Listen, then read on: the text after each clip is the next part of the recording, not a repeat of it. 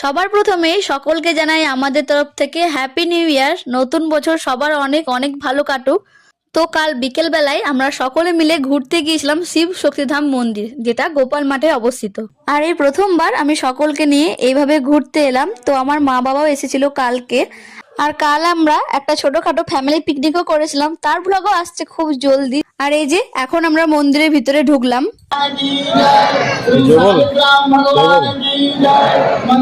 যদিও সবাই জানে, তাও বলে রাখি, এই মন্দিরে বিকেল বেলায় যদি কেউ আসো, তার টাইম হচ্ছে 5টা থেকে 7টা পর্যন্ত।